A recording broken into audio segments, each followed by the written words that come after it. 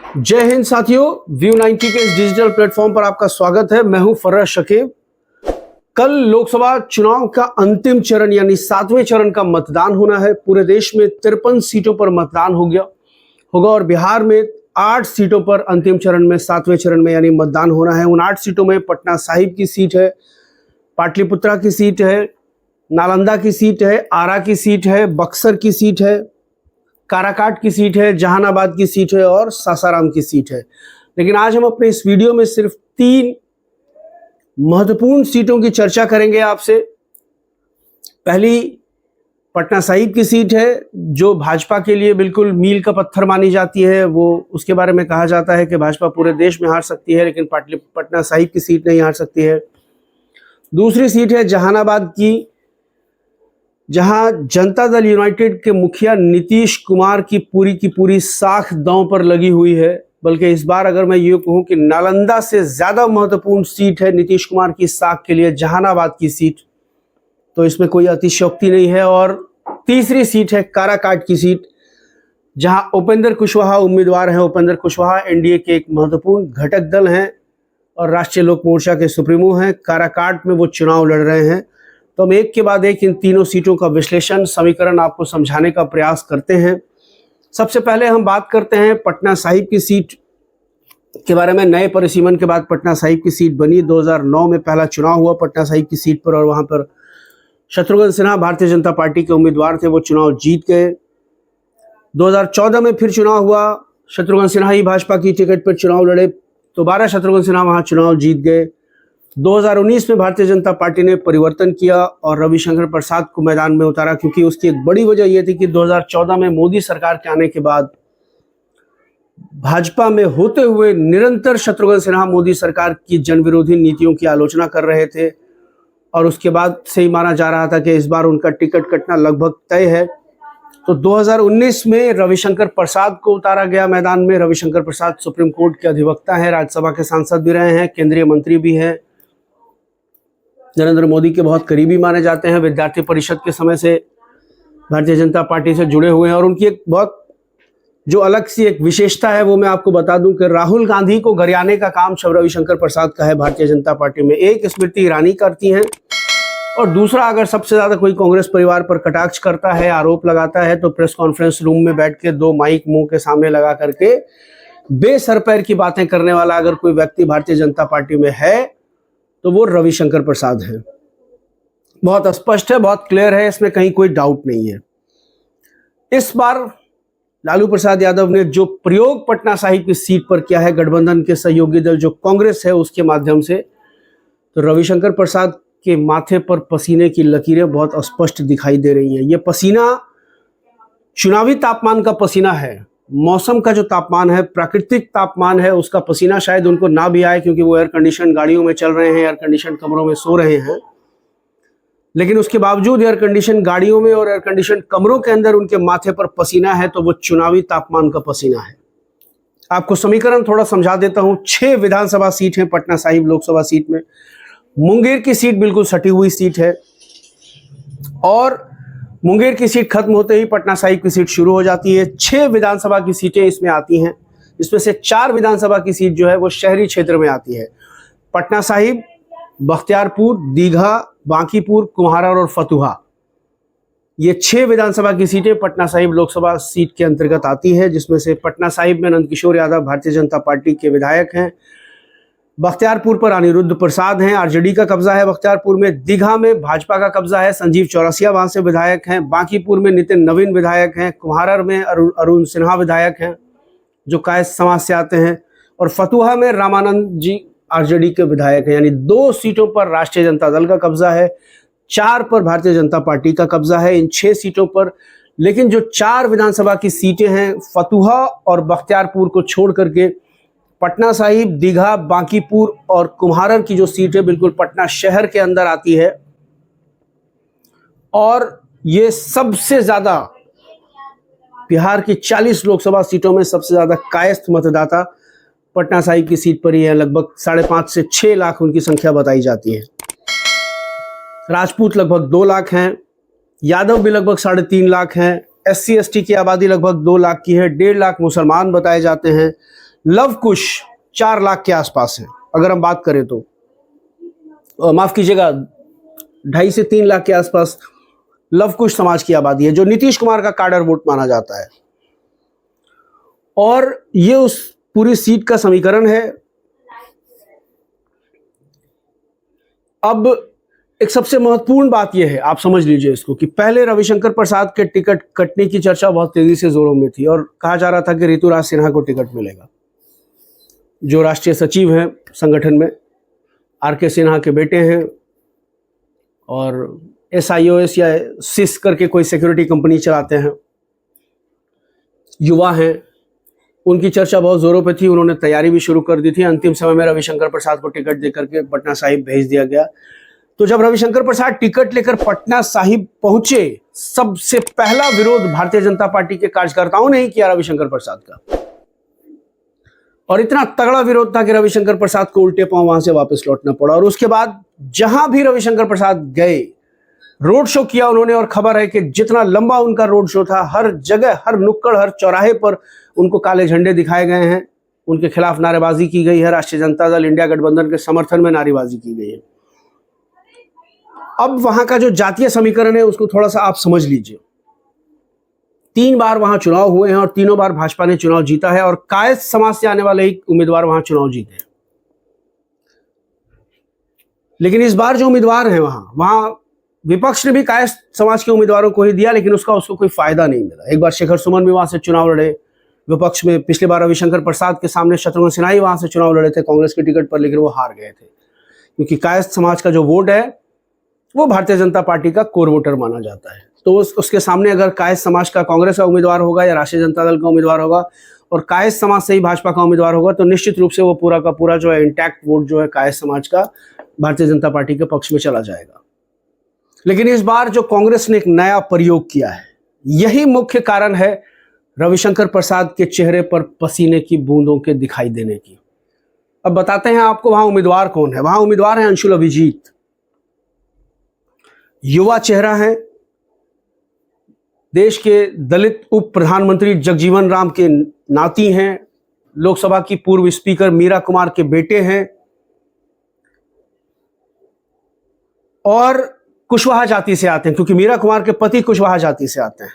3 बड़ा फैक्टर अंशुल अभिजीत के साथ काम कर रहा है। एक तो वो दलित समाज के जो बड़े नेता रहे जगजीवन राम, बाबू जगजीवन राम, उनके नाती हैं, मीरा कुमार के सुपुत्र हैं, और उनके पिता कुशवाहा हैं। यानी एक साइड में वो दलित समाज से जुड़े हुए हैं, कुशवाहा जाति से जो है उनका दादिहाल जो है वो कुशवाहा जाति में आता है। और एक मजे की बात मैं आपको बता देता हूं कि उनकी पत्नी जो है वो राजपूत समाज से आती है, अंतरजातीय उन्होंने विवाह किया है, उनकी पत्नी राजपूत समाज से आती है। अब जातियों की गोलबंदी कैसे हो रही है वहां वो देख लीजिए आप। कायस्थ वोटर रविशंकर प्रसाद की तरफ है, इसमें कहीं कोई संदेह नहीं है, लेकिन जो 3.5 लाख यादव वोटर हैं, 1.5 लाख मुसलमान वोटर यानी 5 लाख, और 2 लाख जो कोयरी कुशवाहा का जो वोटर है, उनके खुद की जाति के जो वोटर हैं, कुशवाहा समाज के जो वोटर हैं, कुशवाहा समाज के जो, क्योंकि अभी अंशुल अभिजीत के पिता कुशवाहा समाज से आते हैं, ये पूरा का पूरा 6 से 6.5 लाख का जो वोट चंक बनता है, ये अंशुल अभिजीत के पक्ष में है। और उसके बाद उनकी माताजी श्री मीरा कुमार जी का जो वोट बैंक है, दलित समाज का जो एक बड़ा हिस्सा है, जिसमें पासवान समाज भी शामिल है, जिसकी संख्या लगभग 2 लाख है, वहां पर 1 लाख 1.25 लाख के लगभग पासवान है और बाकी अन्य दलित समाज की जातियां हैं। ये जो 2 लाख वोटर हैं दलित समाज के, ये अंशुल अभिजीत के पक्ष में बताए जा रहे हैं। और चूंकि उनकी पत्नी राजपूत समाज से आती हैं, इसलिए हो सकता है, इसकी बहुत संभावना है कि राजपूत समाज के वोटों में भी अंशुल अभिजीत डेंट लगाने में कामयाब हो जाए, तो कोई बड़ी बात नहीं है। और एक बड़ा फैक्टर यह है कि ये जो सीट है, इसकी जो 4 विधानसभा सीटें हैं जिन पर भाजपा का कब्जा है, वो शहरी क्षेत्र में है। पटना साहिब जो है वो शहरी क्षेत्र की 4 विधानसभा क्षेत्र जो है इसके, वो पटना शहर में आते हैं। और निश्चित रूप से अगर शहरी क्षेत्र में वोटिंग कम हुई, वो कल का तापमान डिसाइड करेगा कि कल हम कहां होते हैं, कल गर्मी कितनी होती है, उमस कितनी होती है। क्या पटना शहर के वोटर्स अपने अपने एयर कंडीशनड कमरों से बाहर निकल करके बूथ की तपिश को सहन करने का संकल्प लेते हुए बाहर निकलते हैं, या वो अपने घर में बैठे रह जाते हैं। अगर फतुहा और बख्तियारपुर में वोटिंग परसेंटेज ज्यादा होता है तो वो निश्चित रूप से इंडिया गठबंधन के पक्ष में जाएगा। ग्रामीण क्षेत्र में अगर, और अभी जो वोटिंग पैटर्न चल रहा है उस वोटिंग पैटर्न के हिसाब से मेरा अपना आकलन ये है कि जो ग्रामीण क्षेत्र के वोटर हैं वो शहरी क्षेत्र के मुकाबले ज्यादा बाहर निकल रहे हैं, वोट बूथ तक जा रहे हैं, पोलिंग स्टेशन तक जा रहे हैं। तो बड़ा तगड़ा मुकाबला अंशुल अभिजीत आपको देते हुए दिखाई दे रहे हैं रविशंकर प्रसाद को। रविशंकर प्रसाद के खिलाफ इतनी ज्यादा एंटी इनकम्बेंसी है। मैं भी पिछले दिनों सड़क के मार्ग से पटना जा रहा था, एक जगह मुझे दीवार पर एक पोस्टर दिखाई दिया, पक्का रोड नहीं तो वोट नहीं। इनके खिलाफ इतनी एंटी इनकम्बेंसी है कि लोग इनसे मिलना पसंद नहीं करते हैं। मुझे उस पूरे लोकसभा क्षेत्र में 5 ऐसे लोग नहीं मिले जिन्होंने मुझे यह बताया हो कि 5 सालों में रविशंकर प्रसाद 5 बार अपने लोकसभा क्षेत्र में आए हो। तो इसके खिलाफ लोगों में बहुत गुस्सा है। और जो लव कुश समाज का जो वोटर है, जिसकी संख्या लगभग 2 से 2.5 लाख है, मुंगेर में चूंकि अशोक महतो जी चुनाव की पत्नी जो है कुमारी अनीता यहां से चुनाव लड़ी है, तो उसका एक बड़ा फैक्टर, जो अशोक महतो जी का एक बड़ा फैक्टर है, पटना साहिब लोकसभा क्षेत्र पर प्रभाव डाल रहा है। और जिसके कारण एक बड़ा हिस्सा जो है लवकुश समाज का, और ऐसे भी कुशवाहा समाज का जो वोट है वो लगभग 70 से 80% इस बार इंडिया गठबंधन को मिलने जा रहा है, और मिला है, व्यवहारिक रूप से मिला है, प्रैक्टिकली मिला है। तो ये सबसे बड़ी चिंता है। सिर्फ कायस्थ वोटों पर रविशंकर प्रसाद चुनाव नहीं जीत सकते हैं। राजपूत वोटों में डेंट लगाने जा रहे हैं अंशुल अभिजीत। उसके बाद जो है भूमियार और ब्राह्मण, उनकी संख्या बहुत कम है, 1 लाख 1.5 लाख के आसपास है उनकी संख्या। वो वोटर्स पोलिंग स्टेशन तक कितना पहुंचेंगे ये देखने वाली बात है। और ये जो कायस्थ समाज की बड़ी आबादी है, ये पटना शहर में रहती है। तो सबसे ज्यादा चिंता की बात रविशंकर प्रसाद के लिए ये है कि शहरी क्षेत्र के मतदाता उनके लिए पोलिंग स्टेशन तक जाएंगे या नहीं जाएंगे। और इंडिया गठबंधन के पक्ष में एक सकारात्मक चीज यह है कि ग्रामीण क्षेत्र के मतदाता निश्चित रूप से पोलिंग स्टेशन तक जा रहे हैं, उनके अंदर ज्यादा उत्साह है, वो वोट करने के लिए निकल रहे हैं। और अगर ग्रामीण क्षेत्र के मतदाता निकल रहे हैं वोट करने के लिए, तो वो निश्चित रूप से कहीं ना कहीं इंडिया गठबंधन के पक्ष में वोट कर रहे हैं। रविशंकर प्रसाद की हालत इतनी खराब है कि नरेंद्र मोदी को वहां 2 बार कैंप करना पड़ा। एक बार तो उन्होंने रोड शो किया है रविशंकर प्रसाद के पक्ष में, और दूसरी बार फिर आए तो रात को रुकना पड़ा। भारतीय जनता पार्टी के कार्यालय गए नरेंद्र मोदी और वहां कार्यकर्ताओं से बात किया कि कैंडिडेट को जिताइए। और तब जो कार्यकर्ता वहां मौजूद थे वो तो थोड़ा सक्रिय हुए, लेकिन जनता कितनी सक्रिय हो पाई है रविशंकर प्रसाद के पक्ष में, यह देखना बहुत दिलचस्प है। अब हम एक दूसरी सीट के बारे में बात कर लेते हैं, जिसके बारे में यह कहा जा रहा है, जैसे मैंने आपको गोपालगंज सीट के बारे में बताया कि गोपालगंज में जनता दल यूनाइटेड को 80% एज है, अपर हैंड है जनता दल यूनाइटेड का। और अगर कोई श्योर शॉट सीट अगर जनता दल यूनाइटेड की हम मान सकते हैं तो वो गोपालगंज की सीट है। ठीक उसी तरह बिल्कुल उसके विपरीत, बिल्कुल उसके उलट, अगर हम इंडिया गठबंधन की कोई एक श्योर शॉट सीट अगर हम मान सकते हैं तो वो इस वक्त जहानाबाद लोकसभा सीट है। उसकी एक अब वहां का समीकरण, वहां की परिस्थितियां, उस पर हम आपसे बातचीत करते हैं। जहानाबाद में सुरेंद्र यादव आरजेडी के उम्मीदवार हैं, और जनता दल यूनाइटेड ने चंदेश्वर प्रसाद चंद्रवंशी को एक बार फिर मौका दिया है। 2019 का जो लोकसभा चुनाव था, चंदेश्वर प्रसाद चंद्रवंशी महज 1700 वोटों से वहां चुनाव जीते थे। देर रात तक वहां मतगणना चलती रही थी, और सिर्फ 1700 वोटों से चंदेश्वर प्रसाद चंद्रवंशी वहां लोकसभा का चुनाव जीत पाए थे। जहानाबाद लोकसभा सीट में 6 विधानसभा की सीटें हैं। अरवल, घोसी, कुर्था, जहानाबाद, मखदूमपुर और अतरी। 2 पर माले का कब्जा है, 4 पर राष्ट्रीय जनता दल का कब्जा है। एक भी सीट जहानाबाद लोकसभा क्षेत्र के अंतर्गत एनडीए गठबंधन के पास नहीं है, चारों आरजेडी के पास है। 3 लाख भूमियार समाज के वोटर हैं, 3 लाख यादव समाज के वोटर हैं, लेकिन उसके बावजूद भी जहानाबाद को भूमियार लैंड माना जाता है। तो सुरेंद्र यादव को उधर मगध नरेश कहा जाता है। अब आपको मैं बता रहा हूं इस बार क्या हुआ कि 2019 में जब चंदेश्वर प्रसाद चंद्रवंशी को टिकट दिया गया था तो भूमिहार समाज में बहुत नाराजगी थी। उससे पहले 2014 में वहां से डॉक्टर अरुण कुमार आरएलएसपी के टिकट पे चुनाव जीते थे, भूमिहार समाज के नेता हैं। तो उसके बाद जो है एनडीए की तरफ से 2019 का जो था वहां जनता दल यूनाइटेड के कोटे में वो सीट गई और वो चंदेश्वर प्रसाद चंद्रवंशी वहां से चुनाव लड़े। तो उस वक्त भूमिहार समाज के अंदर जो नाराजगी थी, उनको यह आश्वासन दिया गया था कि अगला लोकसभा चुनाव जो है यहां से भूमिहार समाज का उम्मीदवार उतारा जाएगा, लेकिन इस बार हुआ नहीं। और फिर एक बार चंदेश्वर प्रसाद चंद्रवंशी को भेज दिया गया मैदान में। तो अब भूमिहार समाज में ये एक बड़ा मैसेज चला गया, जैसे ही चंदेश्वर प्रसाद चंद्रवंशी का टिकट डिक्लेयर हुआ, भूमिहार समाज में एक बड़ा मैसेज चला गया कि जहानाबाद जो भूमिहार समाज की परंपरागत सीट रही है, अगर भूमिहार समाज इस बार रिएक्ट नहीं करेगा, प्रतिक्रिया नहीं देगा, तो जिस तरह कभी वैशाली और मुजफ्फरपुर भूमिहार समाज की परंपरागत सीट होती थी, आज वो नहीं है, उसी तरह जहानाबाद की भी जो सीट है वो भूमिहार समाज के हाथ से निकल जाएगी। तो भूमिहार समाज में एक बहुत जबरदस्त प्रतिक्रिया हुई उसकी चंदेश्वर प्रसाद चंद्रवंशी के खिलाफ, और उनके खिलाफ भी बहुत जबरदस्त एंटी इनकम्बेंसी है, बहुत ज्यादा एंटी इनकम्बेंसी है नीतीश कुमार के उम्मीदवार होने के बावजूद। तो परिस्थितियां क्या बन रही हैं?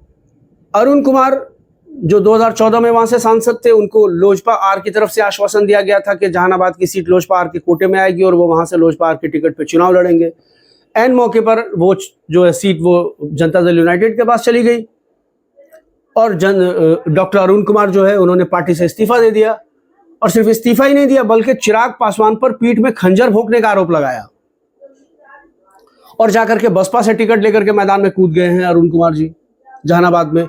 एक और भूमिहार समाज के नेता हैं आशुतोष कुमार, जो भूमिहार एकता पर बहुत ज्यादा जोर देते हैं, वो मैदान में आ गए हैं इस दावे के साथ, और उन्होंने ही ये बात लोगों को समझाने का सफल प्रयास किया है कि अगर इस बार भूमिहार समाज यहाँ रिएक्शन करके चंदेश्वर प्रसाद चंद्रवंशी के पक्ष में वोट करता है, अगर रिएक्शन नहीं करता है और चंदेश्वर प्रसाद चंद्रवंशी को दोबारा जिता देता है, तो फिर 2029 की सीट भी जो है, ये वाली सीट जो है जहानाबाद की सीट भूमिहार समाज को मिलने नहीं जा रही है। इसलिए भले ही यहाँ से भूमिहार समाज का कोई उम्मीदवार जीते न जीते, लेकिन चंदेश्वर प्रसाद चंद्रवंशी को हरा देना है। तो ये एक बड़ा मैसेज कन्वे हो गया है भूमिहार समाज के बीच में। तो दो भूमिहार समाज के बड़े नेता, एक डॉक्टर अरुण कुमार और एक आशुतोष कुमार, दोनों मैदान में है, और निश्चित रूप से भूमिहार समाज का वोट जितना वो काटेंगे उतना सुरेंद्र यादव को फायदा होगा। वहां से एक और यादव निर्दलीय प्रत्याशी के रूप में है, मुनीलाल यादव कहा जा रहा है उनका नाम है, लेकिन वो उस ताकत से उस वेग से जो है यादव समाज के वोटों में डेंट नहीं लगा रहे हैं जितना अरुण कुमार और आशुतोष कुमार भूमिहार समाज के वोट में डेंट लगाते हुए दिखाई दे रहे हैं। ये बड़ा फैक्टर है। भूमिहार समाज को मनाने के लिए पूरी की पूरी भूमिहार लॉबी, ललन सिंह से लेकर के किंग महेंद्र के भाई जो हैं भोला शर्मा, अरिस्टो फार्मा के मालिक हैं नीतीश कुमार ने, उनको लगा दिया है मैदान में। तमाम भूमिहार समाज के नेता वहां रात दिन कैंप कर रहे हैं ताकि उनकी नाराजगी कम की जाए।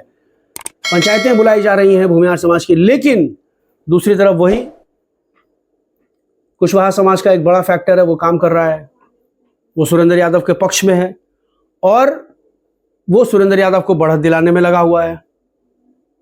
सुरेंद्र यादव बहुत मृदुलभाषी नेता हैं, और आपको मैं एक बात और खास बात बता देता हूं, अनंत सिंह से सुरेंद्र यादव की इतनी अच्छी दोस्ती है और इतनी अच्छी बॉन्डिंग है कि अनंत सिंह जब अभी पेरोल पे बाहर आए थे और जब एक पत्रकार ने उनसे पूछा कि जहानाबाद कौन जीतेगा, तो उन्होंने साफ कहा कि सुरेंद्र यादव चुनाव जीत रहा है वहां।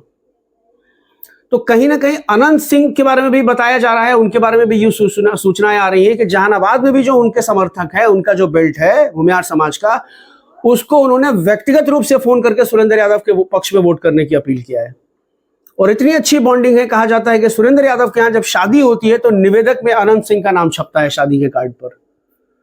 तो अनंत सिंह का फैक्टर अगर थोड़ा बहुत भी काम कर रहा है तो डॉक्टर अरुण कुमार और आशुतोष कुमार ही भूमिहार समाज का वोट लेने में कामयाब नहीं होंगे, बल्कि थोड़ा बहुत वोट जो है वो सुरेंद्र यादव के पक्ष में भी भूमिहार समाज का निश्चित रूप से आता हुआ दिख रहा है, अगर अनंत सिंह का फैक्टर वहां काम करता है तो। चंदेश्वर प्रसाद चंद्रवंशी के खिलाफ लोगों में गुस्सा है और किंग महेंद्र के भाई भोला शर्मा रात दिन एक करके नीतीश कुमार के कहने पर लगे हुए हैं, लेकिन वो भूमिहार समाज की नाराजगी कितना कम कर पाते हैं, जबकि दूसरी तरफ सुरेंद्र यादव के पक्ष में जो है वो 3 लाख से 3.5 लाख लगभग यादव समाज का वोट है, वो बिल्कुल इंटैक्ट है। और आपको मैं बता रहा हूं 17 बार में 9 बार यादव समाज के उम्मीदवार वहां से जीते हैं, 7 बार भूमिहार समाज वहां से जीता है। लेफ्ट के 2 एमएलए वहां हैं इस वक्त जो कैंप कर रहे हैं लगातार। और लव कुश समीकरण बहुत बड़ी संख्या में वहां लव कुश समीकरण है। तो ये जो लव कुश समीकरण है ये बड़ा फैक्टर है सुरेंद्र यादव की जीत में, एक बहुत महत्वपूर्ण रोल अदा करने के लिए जा रहा है। तो मैं आपको ये बता रहा हूं कि अगर इंडिया गठबंधन की कोई एक श्योर शॉट सीट अगर निकलती हुई दिखाई दे रही है, जो चुनाव के परिणाम से पहले जिसका प्रिडिक्शन 80% तक जिसका प्रिडिक्शन मैं कर सकता हूं अपने आकलन के अनुसार से, तो वो जहानाबाद की सीट है।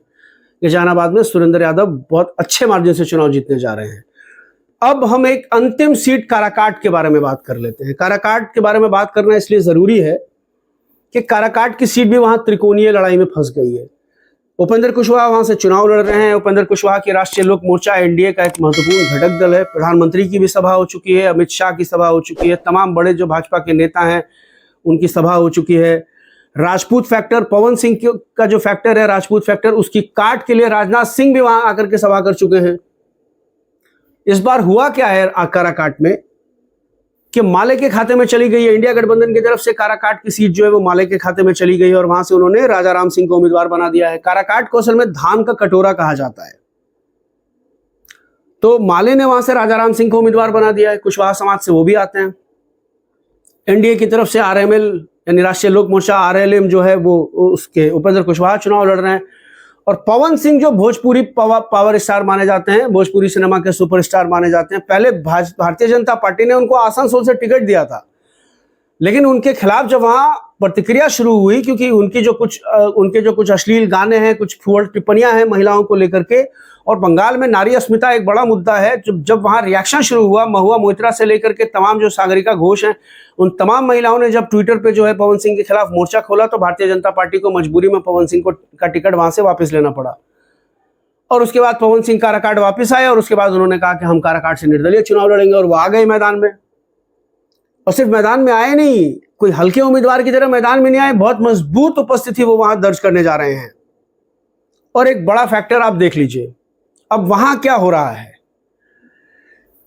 चूंकि राजपूत समाज इस बात को मान रहा है कि औरंगाबाद की सीट बिल्कुल बगल की है काराकाट के, तो चूंकि राजपूत समाज के उम्मीदवार थे औरंगाबाद में सुशील सिंह, लव कुश जो कुशवाहा समाज है वो पूरा का पूरा इंटैक्ट होकर के वहां से आरजेडी के उम्मीदवार अभय कुशवाहा के पक्ष में गोलबंद हो गया और उसने अभय कुशवाहा को वोट किया, इंडिया गठबंधन के उम्मीदवार को वोट किया। निखिल कुमार को कुशवाहा समाज का वोट औरंगाबाद में नहीं मिला है। उसका रिएक्शन काराकाट में यह है कि राजपूत समाज बिल्कुल पूरी की पूरी तरह से जो है इंटैक्ट होता चला जा रहा है पवन सिंह के पक्ष में, और उपेंद्र कुशवाहा को हराने का उसने ठान लिया है। अब यह है कि पवन सिंह की वजह से जो है, चूंकि कुशवाहा समाज में फिर यह मैसेज जा रहा है कि राजपूत समाज उपेंद्र कुशवाहा को वोट नहीं दे रहा है, तो उस चक्कर में अब कुशवाहा समाज जो है इन 8 सीटों में से 5 सीटों पर जहां भारतीय जनता पार्टी वहां चुनाव लड़ रही है, उस समाज का जो कुशवाहा समाज का रिएक्शन है वो और ज्यादा तेज होता चला जा रहा है। पवन सिंह के रिएक्शन में भाजपा की सीटें वहां फंसती हुई दिख रही हैं उन 5 सीटों पर जहां भाजपा के उम्मीदवार हैं, चाहे वो पाटलिपुत्रा की सीट हो, पटना साहिब की सीट हो, आपको आरा की सीट हो, बक्सर की सीट हो, सासाराम की सीट हो। ये 5 सीटें जो भाजपा लड़ रही है वहां जो है कुशवाहा समाज का रिएक्शन देखने को मिल रहा है पवन सिंह के खिलाफ, और कुशवाहा समाज इंडिया गठबंधन के पक्ष में गोलबंद पहले से ही दिख रहा है, वो और मजबूती से अंतिम चरण में गोलबंद होता हुआ दिख रहा है। तो औरंगाबाद में आपको मैं बता देता हूं, काराकाट में जो है 6 विधानसभा सीटें हैं, नोखा, डेहरी, काराकाट, ओबरा, नबीनगर और गोह की जो सीट है।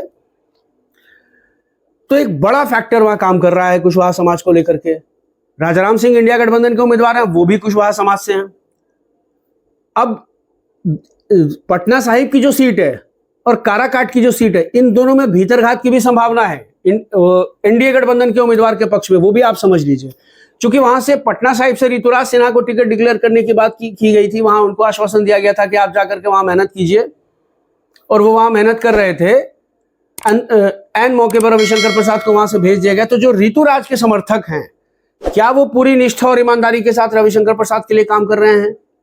या रविशंकर प्रसाद को हराने के लिए लगे हुए हैं, ताकि फिर अगली बार हो सकता है कि ऋतुराज सिन्हा की दावेदारी वहां से मजबूत हो पाए। दूसरी तरफ काराकाट में महाबली सिंह जनता दल यूनाइटेड के सिटिंग उम्मीदवार थे, सिटिंग सांसद थे, उनका टिकट काट करके जनता दल यूनाइटेड ने उनको वहां से हटाया और एनडीए से जो है काराकाट की सीट जो है उपेंद्र कुशवाहा के पक्ष में चली गई। तो जो महाबली सिंह के समर्थक हैं, क्या वो उपेंद्र कुशवाहा के लिए भी उतनी निष्ठा से काम कर रहे हैं कि एनडीए उम्मीदवार के तौर पर वो उनको जिताने के प्रयास में लगे हुए हैं?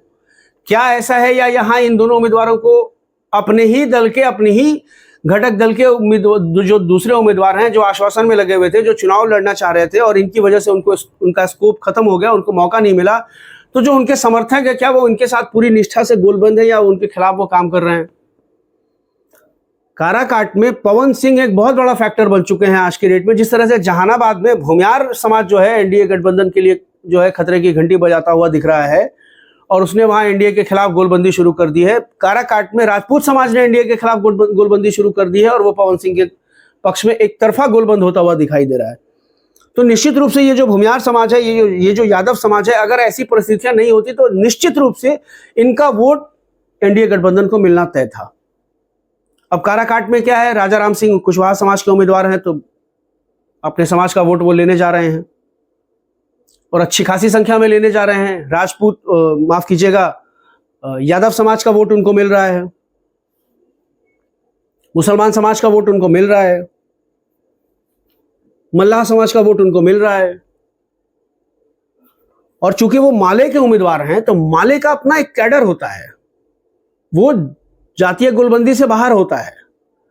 जो लेफ्ट का जो कैडर होता है वो हर जगह जातीय गोलबंदी से बाहर होता है, चाहे वो किसी भी समाज का हो। वो लेफ्ट की आइडियोलॉजी के नाम पर वोट करता है। जिस तरह से जहानाबाद में 2 सीटें सीपीआईएमएल के पास हैं, वो आइडियोलॉजी के हिसाब से वो वोट करेंगे, चाहे वो किसी भी समाज का व्यक्ति हो। अगर वो लेफ्ट का कैडर है तो वो निश्चित रूप से सुरेंद्र यादव को वोट करेगा वहां। ठीक उसी तरह से लेफ्ट के उम्मीदवार के तौर पर राजा राम सिंह वहां मैदान में है, तो जो लेफ्ट का कैडर है काराकाट में, और बड़ी संख्या में लेफ्ट के कैडर बताए जाते हैं काराकाट की सीट पर, वो निश्चित रूप से पूरी तरह से राजा राम सिंह के पक्ष में गोलबंद है। तो ये जो 3 सीटें हैं, एक भाजपा की सीट पटना साहिब, वो बिल्कुल फंसी हुई दिख रही है, वो इतनी आसान नहीं है।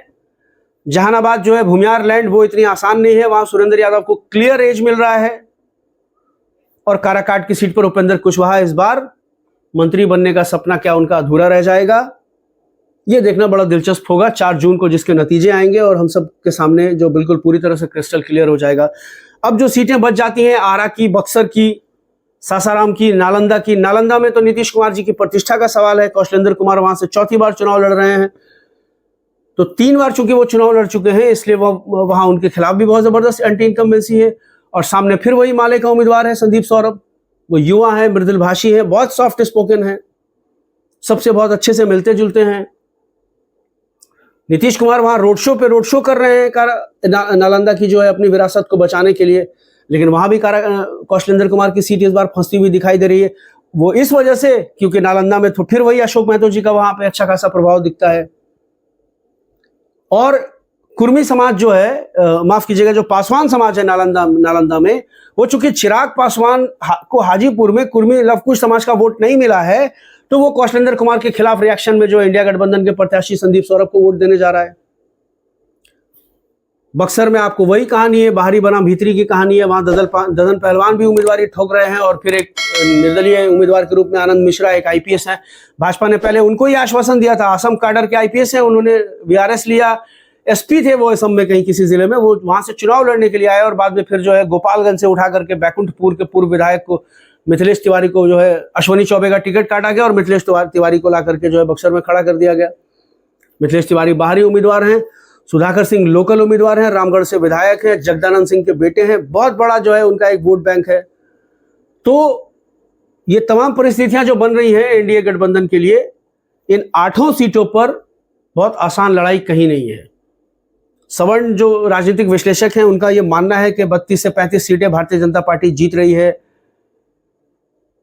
मुझे पता नहीं कि वो किस तरह आकलन कर रहे हैं, लेकिन जो जातिगत समीकरण है और जो जमीन पर जो परिस्थितियां दिख रही हैं उसके हिसाब से अगर मैं आपको अपना आकलन बता रहा हूं, और अब इसमें मैं कितना हद तक सही हो पाऊंगा ये 4 जून को पता चलेगा।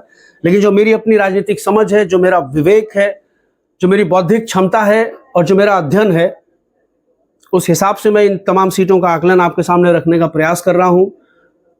मेरी कोई भविष्यवाणी नहीं है, प्रशांत किशोर नहीं हूं मैं, या मैं रिजल्ट डिक्लेयर नहीं कर रहा हूं कि कितनी सीटें बिल्कुल जहानाबाद में। कोई अजूबा हो सकता है कि जहानाबाद में सुरेंद्र यादव चुनाव हार जाएं, कोई बहुत बड़ा करिश्मा हो सकता है कि रविशंकर प्रसाद फिर से एक बार वहां पटना साहिब में चुनाव जीतने में कामयाब हो जाएं, कोई फिर से बड़ा करिश्मा हो सकता है कि पाटलिपुत्रा में एक बार रामकृपाल यादव हैट्रिक लगाने में कामयाब हो जाएं। हालांकि इस बार वहां भी उनकी स्थिति अच्छी नहीं है, और कहा यह जा रहा था कि जो है पाटलिपुत्रा में चूंकि भाई वीरेंद्र और रीतलाल यादव भी टिकट के दावेदारी में थे और उनको टिकट नहीं मिला, तो वो खिलाफ में जाकर के जो है मीसा भारती के खिलाफ जाके वो वोट करेंगे। लेकिन लालू यादव जब से वहां कैंप कर रहे हैं, उनकी भी नाराजगी दूर हो गई। और एक सबसे बड़ा जो तुरुप का पत्ता वहां पाटलिपुत्रा की सीट पर लालू यादव ने खेल दिया है, वो है रंजन यादव को एक बार फिर से राष्ट्रीय जनता दल में शामिल कर लिया गया है। रंजन यादव का एक बहुत अच्छा खासा पाटलिपुत्रा की सीट पर प्रभाव है। तो ये तमाम परिस्थितियां हैं। 3 सीटों पर मैंने विस्तार से आपके सामने चर्चा की है।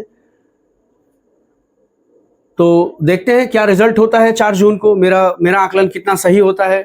आप तमाम लोगों से मेरी अपील है कि मेरे इस YouTube चैनल को सब्सक्राइब कीजिए, लाइक कीजिए, शेयर कीजिए, मेरे इस वीडियो को दूर दूर तक पहुंचाने का प्रयास करें, मेरा नैतिक सहयोग कीजिए, मुझे प्रोत्साहित कीजिए, और जो कमेंट सेक्शन है उसमें अपनी प्रतिक्रिया, अपने सुझाव से मुझे ज़रूर अवगत कराइए।